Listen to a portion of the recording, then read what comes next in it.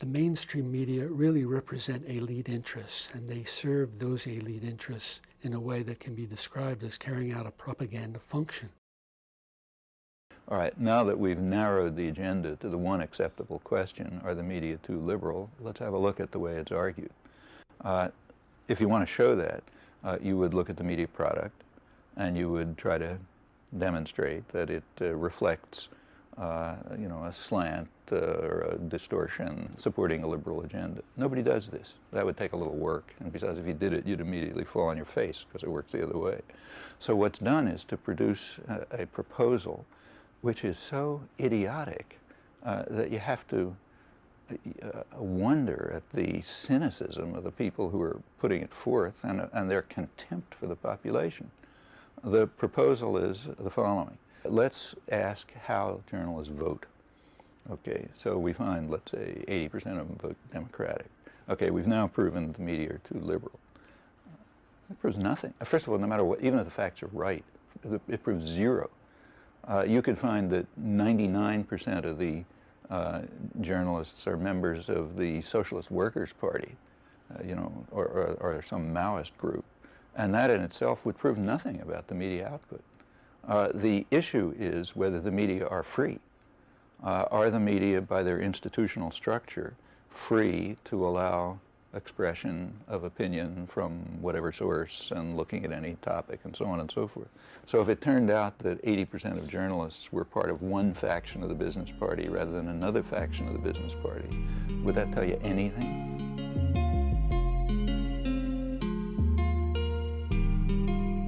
Welcome, fellow plebs.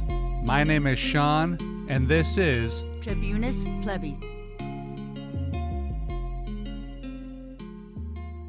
Hey, welcome everybody to episode 8 of the Tribunus Plebis podcast. It's good to have you with me.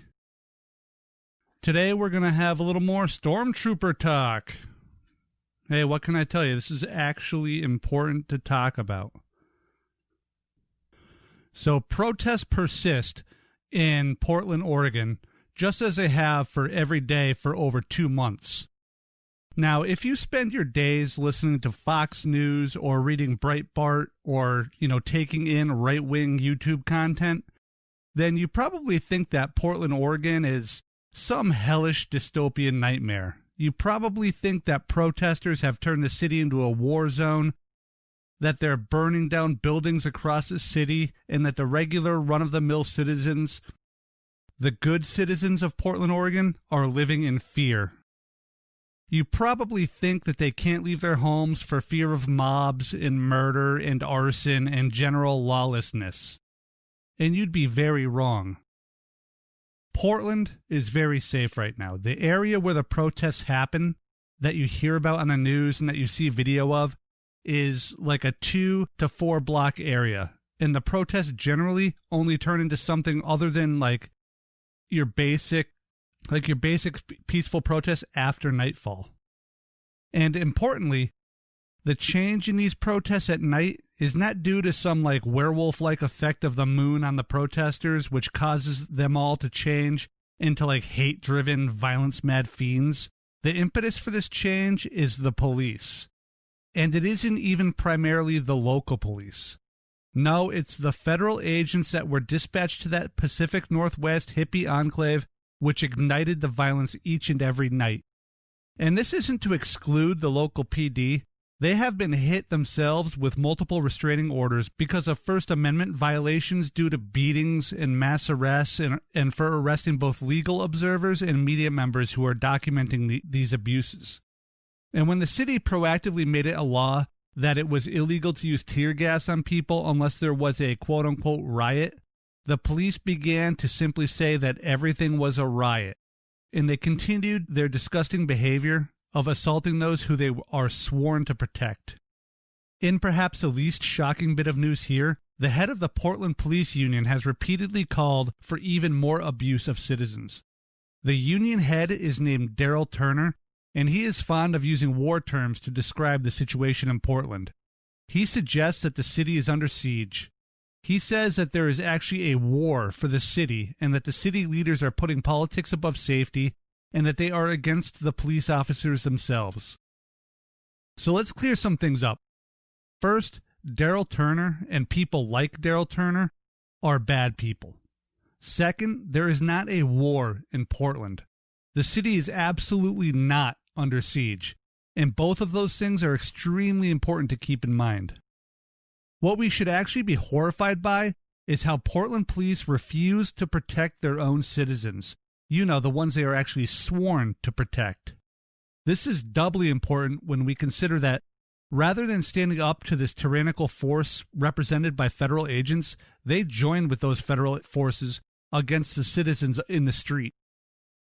Much like the supposed patriots who take over federal buildings and talk, a lot of junk about standing up to the federal government with their big guns and big bullets, the local police are far more prone to march with federal troops who take away our rights than they are to stand up to them. And it makes a lot of sense from like an internal cultural policing perspective too. After all, the various police agencies are little more than the violent clenched fist of oppression that the government wields against us with reckless abandon. It is absolutely no wonder that when push comes to shove, they band together and attack citizens. They act as local fundraisers, they implement racist policing, they protect those with wealth, and they feed the prison industrial complex. It is literally what they are designed for. Any good they do is little more than happenstance. The federal agencies that these violent cops are pulled from range from the Department of Homeland Security to ICE and even the TSA. Most of the members are from the DHS SWAT and response teams meant to combat narco traffickers. Why were these people in Portland, Oregon? Shouldn't DHS, ICE, and the Border Patrol be protecting the borders? Why are they hundreds of miles away from the border assaulting citizen protesters? And we know why. It's because Trump thinks that this is what his base wants. And you know what? He is probably right. And let me note here that as I am recording this, federal troops from ICE, TSA, and any other organization aside from DHS has supposedly begun pulling out of Portland. DHS, however, will remain.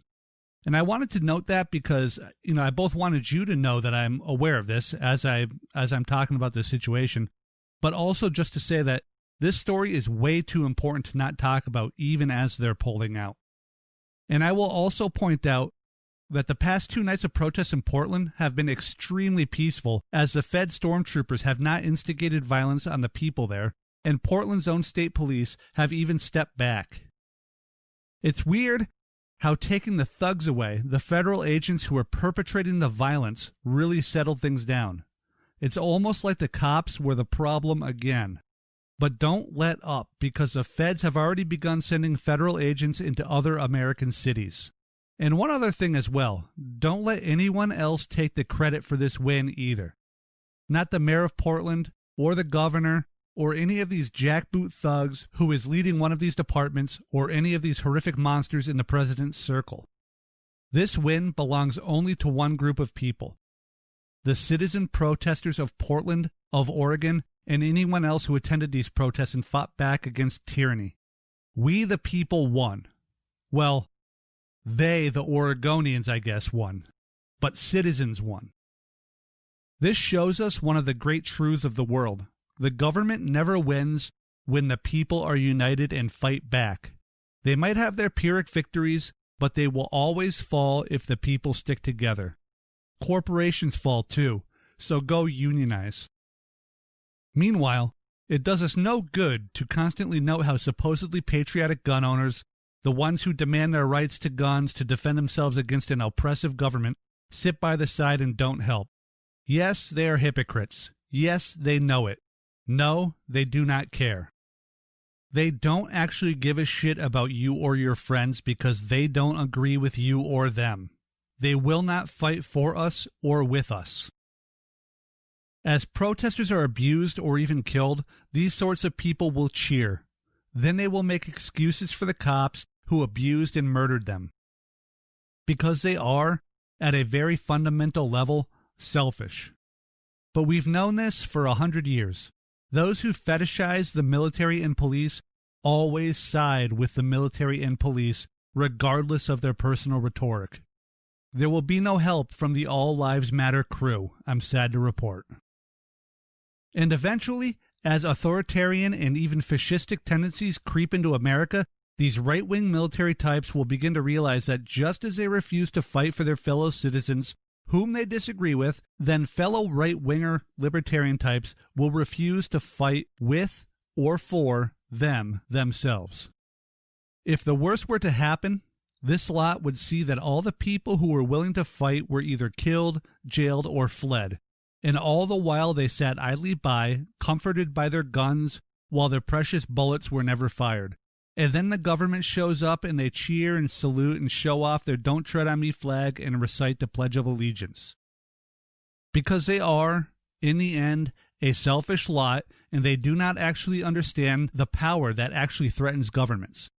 These fools believe that this power lies in individuals with guns and bullets and a worldview based on selfishness and not in the collective actions of the people. This is why they will always kowtow to the powers that be when push comes to shove. Nevertheless, we must fight on. Armed personnel in combat gear and camo fatigues with no agency markings or badges who are black-bagging American citizens and detaining them, kidnapping them, cannot be allowed to stand. This is, as we've said several times, actual tyranny. It is an actual assault on our constitutional rights, actually multiple amendments, actually. In our last episode, we talked briefly about how Nancy Pelosi and the Democratic establishment is complicit in these crimes. They aren't resisting them at all. They helped push and pass Trump's DHS funding increase, even as these attacks on our fundamental rights as American citizens are being openly attacked by that same agency. This week, those same Democrats vote against a bill that would have cut the military budget by 10%. Meanwhile, Trump is saying that he will send quote-unquote surges of federal officers into other American cities. And how does America respond? Well, they continue to hail Pelosi as some sort of hero. Screw her. She isn't a goddamned hero. Oh, and then they praise Trump for stomping on our rights. Screw all of these people, okay? They are bad people. You want to know the sickest part of all of this? There are actually American citizens who are cheering this on. They are actively supporting sending unwanted federal agents into American cities to kidnap, detain, terrorize, and assault fellow citizens. And those voices are fucking winning. These acts of governmental tyranny are coming from the federal government and moving down. Locals aren't calling for Fed help. In fact, the locals are actively fighting back against the violence of these federal agents. Very bravely, I might add. The twisted part is that citizens of this country, citizens of this supposedly free country, citizens who from one side of their mouth demand sovereignty, constitutional rights, and freedom from oppression are openly supporting these practices. We are literally begging our own government for our own oppression. And now that I've talked about that for a while, I want to point something else out. The government and the media is warping the message of these protests. Notice how the reason for these protests is almost never brought up anymore? For those with poor memories, I will remind you, it is because of police violence perpetrated against black Americans. These protests are about police abuse, racist policing, and Black Lives Mattering. Always keep that in mind. We can't let the media do to the current situation what they did to Colin Kaepernick's and twist the intent of the protest. Kaepernick took a knee to protest police brutality against black Americans. The media very quickly began to lie and obfuscate and turned Cap's protest into a protest which somehow was against America itself and against troops. Now, we might tell each other that you'd have to be pretty damn silly to actually believe those lies, but much of the country did believe them. They really think Kaepernick hates the troops. And much of the rest of the country probably can't even correctly tell you why Kaepernick originally took a knee. The government and the media are running the exact same playbook right now. Don't let them change the narrative. This is exactly the same sort of gaslighting and lie by omission that Chomsky and Herman warned us against in their book Manufacturing Consent. The media and the feds are trying to show us a funhouse mirror image of what's going on in Portland and pass it off as objective reality. They are lying to all of us, and the media is helping them. Together they are promoting lies, partial truths, and obfuscations as their commercial and relationship-driven narrative. We as citizens are calling the dogs and goons on our fellow citizens because the media and the government tells us we should. They are indeed manufacturing our consent. Meanwhile, in Washington, the Republican Party is pushing to cut COVID unemployment benefits from $600 per week down to $200 per week, in just another layer of their platform of cruelty just for cruelty's sake. Yes, in a time of mass unemployment, due to no fault of any of the millions of unemployed across this country, Donald Trump's Republican Party is trying to cut the benefits that are keeping people in their homes with the air conditioning on and the lights on. We have the most unemployed citizens in this country since the Great Depression, and what have we gotten so far? A single $1,200 check, which was basically given out as a landlord stimulus, and a whole shitload of corporate handouts. Really, the best aspect of any of these PPP or CARES packages was the $600 stipend on top of regular unemployment. That is something that is actually helping people, and now the Republicans are battling to cut 2/3 of that assistance. McConnell said that while unemployment benefits are important during a crisis like we are experiencing, nobody should make more on unemployment than they did off of it. And to that, I extend 2 very fervent middle fingers and tell Mitch McConnell to go fuck himself with that bullshit. Now, let's talk for a moment here about this $600 stipend and why it actually exists. It doesn't really exist to make the unemployed whole, not in a truly philanthropic sense. The reason this $600 exists is to keep people from having to work and help dull the spread of the pandemic. People aren't refusing to go back to work either.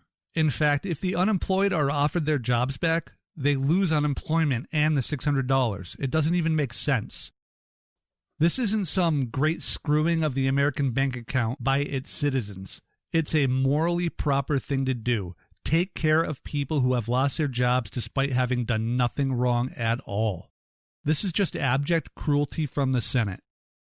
Oh, and the Senate just walked out and went on vacation, and they're going to let the $600 stipend time itself out, which will cause actual harm to actual innocent Americans who are actually struggling. The only people in this country in need of a pay cut right now are the senators. Some minimum wage cubicle worker or fast food employee is making an extra $100 a week because a disease is wrecking our economy, and that's the big problem. Tens of millions of people out of work, and your pathetic, hate-filled hearts decide to go after that little bit of safety net and take it away. There is no good argument to support these actions. It is just raw, unadulterated cruelty. And they perform these cruelties because cruelty is the point. If you are unemployed during a pandemic, then they can't transmute your life force into gold and take it from you. And they blame you for that, not the virus, and certainly not the system. Goddamn bloodsuckers is what they are. These people are absolute vampires. Vampires. And what was the Democratic response to all of this? Well, their big contribution, as rent moratoriums expire all across the country, was to give more money to those affected to keep them housed and safe. I am just kidding with you. The big Democratic idea was to provide access to lawyers to evicted tenants. Yes, that was their solution. Pay lawyers. They could have helped actual tenants, actual people actually struggling, and they decide to instead provide access to lawyers.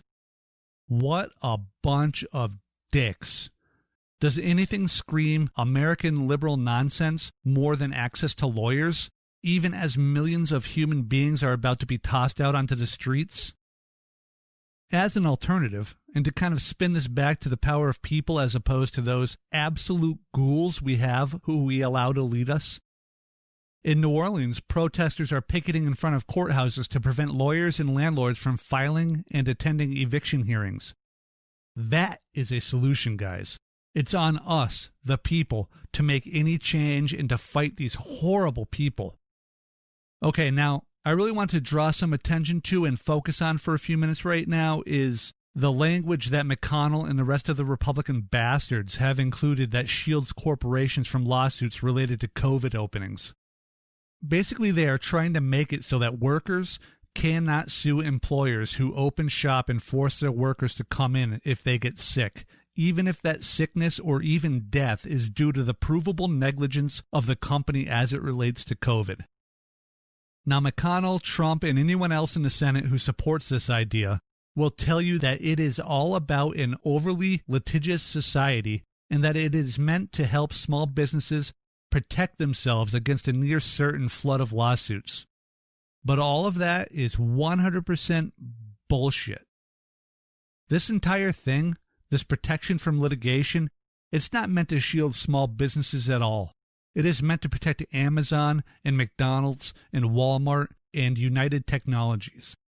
It is intended to protect the people and entities that shove the most money into the Republican Party political coffers and into the pockets of Trump and McConnell and all the other bought and paid for scumbags on Capitol Hill. You've probably heard about qualified immunity over the past couple of months as it relates to policing. Basically, qualified immunity makes police officers immune from lawsuits so long as they were performing their jobs when they do something wrong. But it goes even further than that. Not only are officers immune from lawsuits for things that are done on the job, say crashing a car during a chase and injuring or killing somebody, they are actually protected from being sued for grievous misconduct unless there is precedent already on the books concerning identical misconduct. And it actually gets even worse than that, but that's sort of besides the point right now. Please go search around for the protections qualified immunity gives officers and get angry about it. That being said, and I apologize for that little aside, this is basically what the Senate and Republicans are trying to do to push through for corporations. Qualified immunity as it relates to COVID. And there are two things I'm thinking about here. The first is that corporations are paying McConnell and his scumbag buddies to pass this law so that these same corporations can actively kill their workers. Yeah, that's about it right there, isn't it? They want to be able to call their workers back before it's safe and shield themselves from the inevitable lawsuits that would result after workers or their family members start dying. This is how dark our government is, guys. Please be angry about this. And lastly, we have our wonderful media coverage of our president. The latest GDP report drops, and it shows a drop of 33% in the gross domestic product. This is the worst result in history. Now, the GDP measurement isn't the be-all, end-all of things to look at, much like the stock market actually, but a drop this massive is pretty alarming. Minutes after all this bad news dropped, Trump sent out a tweet talking about delaying the election because mail-in ballots can't be trusted. Yep, that's our moron of a president. Well, actually, I guess he isn't that stupid in this case, because now that tweet is all that the media can talk about. They keep talking about the president wanting to delay the election. Here's the thing, though. The president can't delay the election. And the only way to delay the election is via Congress, and that won't happen either. And the president knows this, and so does the media.